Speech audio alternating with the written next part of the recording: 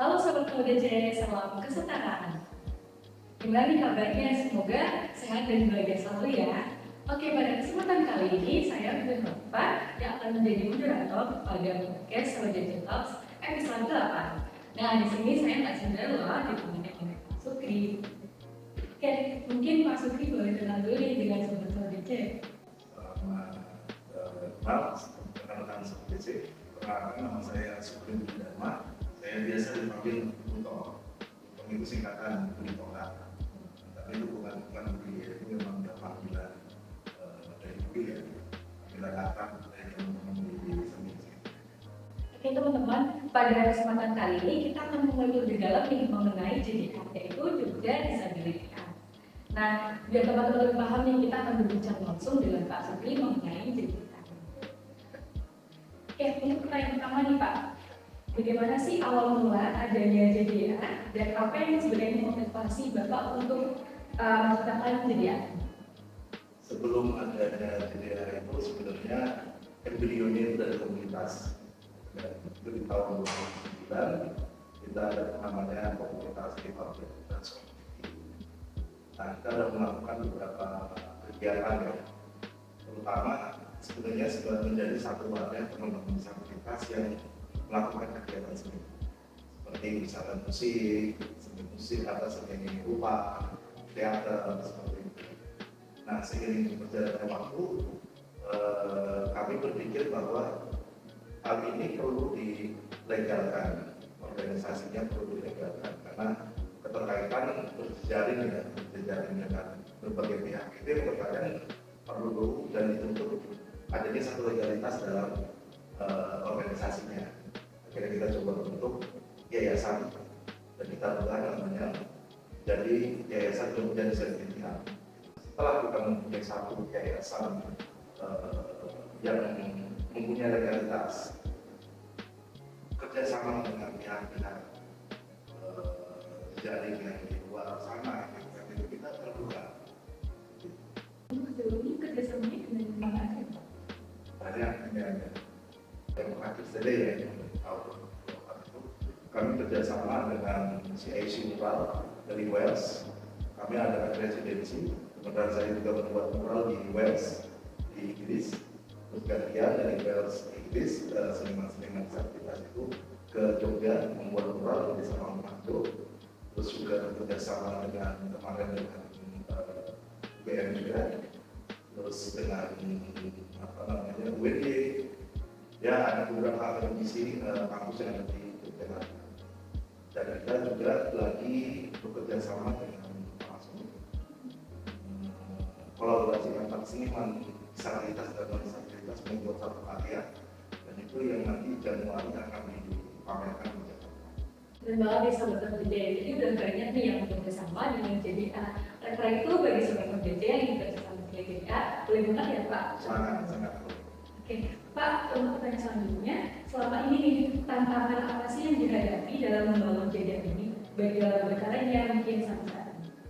Sebenarnya sih kalau tantangannya itu, kalau dikatakan itu dari teman-teman disabilitas ini, bagaimana mereka mempunyai kemauan begitu yang menjadi satu tantangan di dalamnya internalnya kerja SDA. Karena makanya beberapa program kami itu adanya menggali potensi. Itu kita tiap hari minggu itu di bulan Mei, Juni, Agustus kemarin itu tiap hari minggu kita mengadakan pariatan. Pariatan itu adalah penggalian potensi teman-teman disabilitas dan adik-adik disabilitas di dalam wilayah seni rupa seperti itu.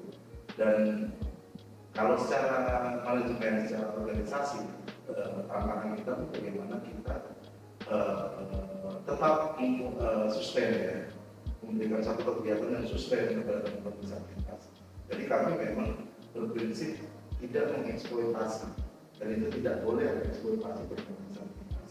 Makanya kita melakukan kegiatan itu terprogram dengan program, dan itu berkelanjutan untuk teman-teman disabilitas. Pokoknya nggak sih Pak, pendapat sama aspirasi bahkan yang ada di masyarakat ke seniman-seniman yang berpartisipasi di JDA.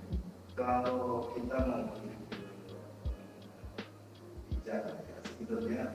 stigma itu muncul juga karena ketidaktahuan masyarakat tentang disabilitas. Mereka tidak tahu. Makanya pendekatan kami untuk ini bagaimana teman-teman seniman disabilitas itu bisa ikut masyarakat melalui karya-karyanya. Makanya kami juga melakukan kegiatan-kegiatan program-program JDA itu selalu melibatkan masyarakat. Jadi bukan eksklusif untuk disabilitas saja. Dan masyarakat itu tidak kayak tadi pagi itu ada disabilitas kita ajarkan, tapi kita ada di sekitar lingkungan desa itu juga kita ajar. Dan bagaimana di situ akhirnya semuanya belajar. Ada yang disabilitas salah satunya. Dia belajar tentang perspektif disabilitas sejak dini. Dan kegiatan pameran kita juga lagi buat pameran yang tanggal 30. Rekan-rekan SOTC silakan datang. Itu kita ada pameran kolaborasi pameran seniman disabilitas dan non-disabilitas itu ada hampir 100 kali. Nah, di pameran itu kita mengundang perangkat-perangkat desa untuk hadir, terus masyarakat juga kita libatkan, Linmas, Provinsa, semuanya kita libatkan untuk penyelenggaraan ini. Karena tadi adanya stigma itu karena perspektifnya aja tuh. Jadi makanya kita coba terjun ke lapangan, langsung mendekat kepada masyarakat. Tanpa disadari melalui seni itu kita memberikan edukasi. Tadi kita berbicara tentang pameran di tanggal 30. Ya. Nah, untuk karya-karya seni mungkin yang spesifik dihasilkan dari seniman disabilitas itu apakah ada? Banyak sekali. Bahkan karena pendisplayanya itu ya memang kita sebar. Karena kita pakai Quran. Karena di JDA ini, di JDA organisasi JDA itu mempunyai bahasanya aturan tidak tertulis. Yang kami nilai itu karyanya dengan disabilitas. Karena karya itu kan tidak ada yang disabilitas sampai tidak. Ketika ini karya naturalis dan ini bagus, gitu. Ini bukan karya yang bukan cuma subjek aja yang buat karya tersebut. Tapi ketika karya dan karya menurut disabilitas itu cukup beragam. Insya Allah nanti teman-teman bisa hadir karena sampai tanggal 14 Oktober ya itu open day gitu. Dan itu ada patung, ada apa namanya batik, ada karya surrealis, ada karya naturalis, semuanya itu ada. Jadi yang menarik dari teman-teman disabilitas pelaku seni itu membuat karya itu bukan hanya bicara tentang dirinya sendiri, tapi dia juga bicara tentang rekaman-rekaman dia terhadap lingkungan sosialnya. Untuk karya sendiri Pak, apakah ada karya seni spesifik yang pernah dikeluarkan di JDA yang secara langsung mengkritik pandangan sosial yang tidak adil kepada manusia? Sebenarnya itu tadi caranya JDA ini memang kita mengedukasi masyarakat. Kami tidak mengkritik, tapi kita melakukan riset. Contohnya kita pernah ada pameran di Aceh itu tahun 2022. Kami mengangkat karya namanya Babat Tiko. Bagaimana kita mengangkat bicara tentang disabilitas zaman kerajaan dulu. Dan itu kita riset. Mungkin di Jogja ini ada namanya Abdi Purwija. Abdi Purwija itu abdi disabilitas yang ada di Krakow. Dan itu di Solo juga ada. Bahkan kita yang lagi berjalan ini kita akan coba ke kerajaan Sumatera. Itu juga disinyalir itu ada teman-teman disabilitas yang bekerja di kerajaan. Dan kami juga mendapatkan beberapa video dari Belanda tentang sekaten waktu zaman dulu ya. Itu memang saya terlihat ketika pemberian uang teman-teman disabilitas di dalam upacara tersebut. Mereka kita berarti itu dia diiringi satu. Jadi sebelum kerajaan itu teman-teman disabilitas.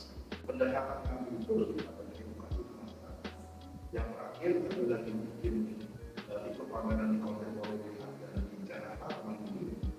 Itu kami membuat satu riset yang kita visualkan itu tentang Babat Diponegoro Dan mungkin selama ini tahunya di Ponorogo ya seorang tokoh nasional, tapi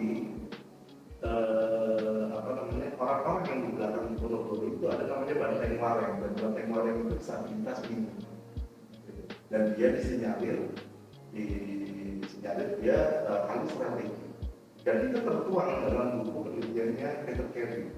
Jadi kami memang melakukan edukasi kepada masyarakat, menyebarkan isu, menyebarkan hasil riset kami melalui visual. Kalau menurut Bapak, apa sih yang menjadi titik balik atau imbauan apa Bapak sadar bahwa jadi ini akhirnya mendapat kemampuan atau mungkin ujian dari masyarakat? Itu sebenarnya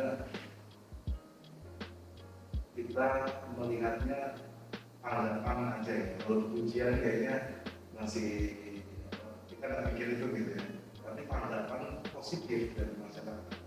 Salah satunya misalnya beberapa event ini terakhir ini Oktober kita di tempat kita di segre kita di aspek itu dari Jogja Asian Film Festival jalan itu kita akan melakukan kegiatan di tempat salah satu titik jalan. Terus kita juga diundang di beberapa pameran tingkat nasional lokal.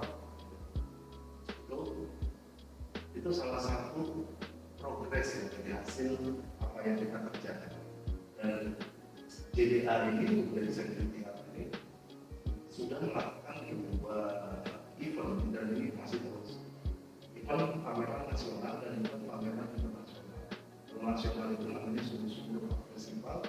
Itu kita dipercaya oleh Jakarta melakukan pameran tingkat nasional teman-teman disabilitas. Nah, kalau yang eventnya kita pegang sendiri itu namanya Turki International Disability APA. Ini sudah yang kedua. Insya Allah tahun 2025 kita bikin ketiga. Dan itu pameran tingkat internasional. Kalau yang internasional itu nasional terakhir itu kita 13 negara. Dan itu kuratornya itu bukan hanya dari Indonesia saja. Untuk pertanyaan selanjutnya, kalau secara personal, gimana sih awal-awal perjalanan Bapak terjun di dunia seni? Mungkin dari kecil atau di kelas SMA dan sebagainya. Ya, memang dari itu saya sudah senang melihat gambar-gambar ya. Terus saya juga gambarkan, makanya di sekolah saya itu lebih banyak gambarnya biasanya dibanding pelajaran sekolahnya. Dan akhirnya saya dengan dia setelah mengenyam pendidikan di Institut Kesenian Jakarta, saya mengambil lukis dan sarjana saya menjalankan ke sarjana psikologi. Pengalaman Bapak apakah hanya di nasional atau tidak sampai? Ya kalau secara pribadi saya alhamdulillah sudah 2 kali menulis. Saya melakukan satu mural itu di Wales seperti Liverpool juga sama London. Plus terakhir 2024 ini saya ke Thailand. Itu juga melakukan seminar tingkat ASEAN untuk seminar disabilitas dan saya juga memberikan workshop kepada disabilitas yang ada. Pertanyaan terakhir nih Pak, apa harapan Bapak sebagai seniman difabel dan juga mewakili JDA ini untuk masa depan seni dari teman-teman difabel untuk menciptakan tidak cuma dunia seni tapi masyarakat? Ya pergabungan kami itu memang salah satunya mengarah bagaimana membuka ruang-ruang dan kesempatan bagi disabilitas. Terus kita juga lagi mengarah kepada ekosistem seni ya. Ekosistem seni yang coba kita bangun salah satunya kita lagi membuka space ini, terus mungkin ke depannya kita bikin workshop. Namun kita juga tidak hanya di wilayah praktik. Kita coba melakukan riset dan penelitian untuk teman-teman dan pengembangan seni dan disabilitas. Terasa ya teman-teman, kita sudah sampai di penghujung Survey Talks pada episode ini. Tadi kita sudah mendengarkan nih mengenai Jogja Disability Art. Mungkin buat teman-teman yang tertarik dengan Jogja Disability Art bisa banget untuk mengikuti kanal medianya sosial media milik Jogja Disability Art. Dan jangan lupa besok ada pameran ya Pak, tanggal 30 sampai 14 Oktober. Saya mau ucapkan terima kasih sebesar-besarnya kepada Pak Supri karena telah meluangkan waktunya untuk hadir dan berbagi mengenai job disability art bersama kami Sahabat JN. Saya Dwi Khalifah pamit undur diri dan sampai jumpa di Sahabat JN Talks episode selanjutnya.